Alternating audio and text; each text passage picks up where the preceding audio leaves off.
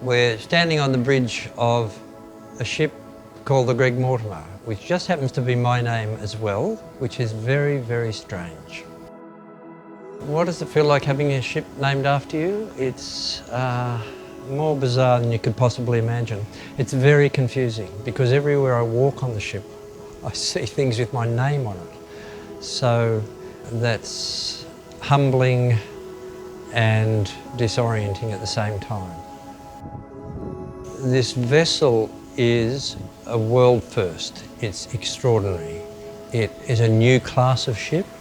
It's a 1A Polar Class 6 vessel.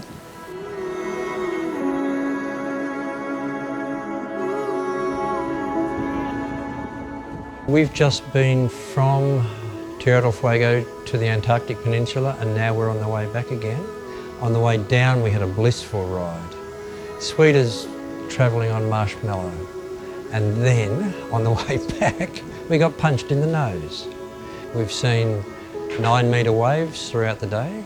Very keen to see that moment, to see how the ship would perform, and it's beautiful. This ship did everything the designer expected of it and more.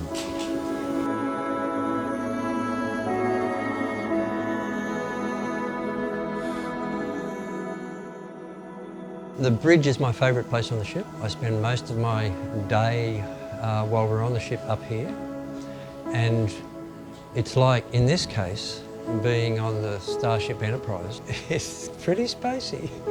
And of course, it's the engine room driving the ship, and here the skill of the ship crew comes to the pointy end of how the ship interacts with the rest of the world and the oceans. And so you can see it all unfold here. And very importantly, and critical to Aurora expeditions, is this is open to all the passengers. We spend as much time as we can up here, and that's a rare treat.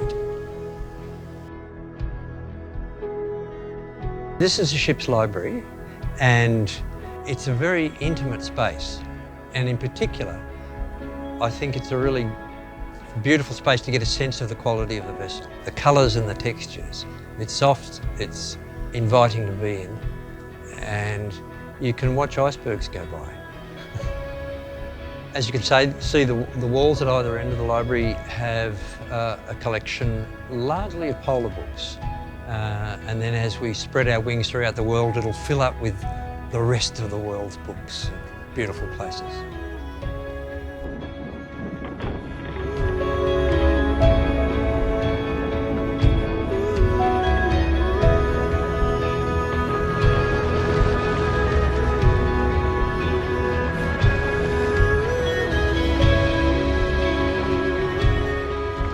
This is the Elephant Island Bar, and we're right next to the lecture room. And some would say it's the heart of the ship. Not because it's a bar, because it's a meeting point.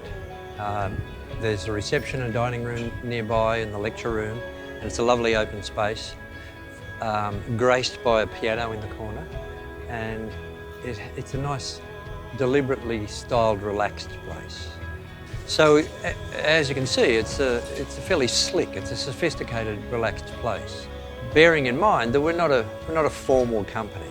It's a very fine space, but we might come in here after a landing in our long johns or our outdoor gear. And down the corridor you can see the main dining room, our dining room.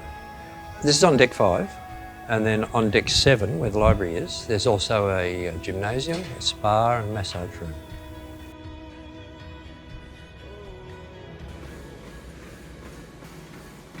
This is the ship's lecture room, and as you can see with the sun streaming in, it's a beautiful place with big windows, and we spend quite a bit of time in here learning about the Antarctic, for example, and having briefings about the places that we're going to go, and coming in and relaxing in the evenings and talking about what we've done. It's a vital part of the ship, and it's a very beautiful space, as you can see. Importantly, we also use it to talk about specific activities, maybe kayaking or skiing or diving, and we're able to brief people readily here. But the nuts and bolts end, all those things come together in the mud room in the stern. Okay, we're in the mudroom now, so we're towards the stern of the ship. You can hear the propellers whirring away, that's the background noise. And this is where the rubber hits the road, because all the talk and the learning comes together here, and we get ready to go out to Antarctica or wherever it is. A locker for every room for people to hang their wet gear, and for wet weather boots, muck boots, so you don't have to take them into your cabin. And it's separated from the rest of the ship, so this is the working area, the fun bit. Not only is the mudroom used for simply going onto the shore, there's more complex activities going on. This is where we prepare people for diving, for kayaking, for snowshoeing, skiing, going climbing, all the good stuff.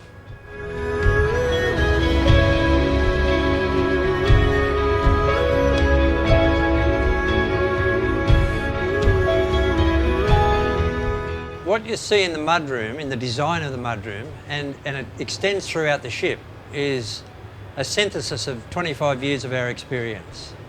And that's in expeditions, of having contact with the places. And dare I say it, as extraordinary as the ship is, for Aurora, it's all about the place. It's about getting out there in the place. That's what makes us tick.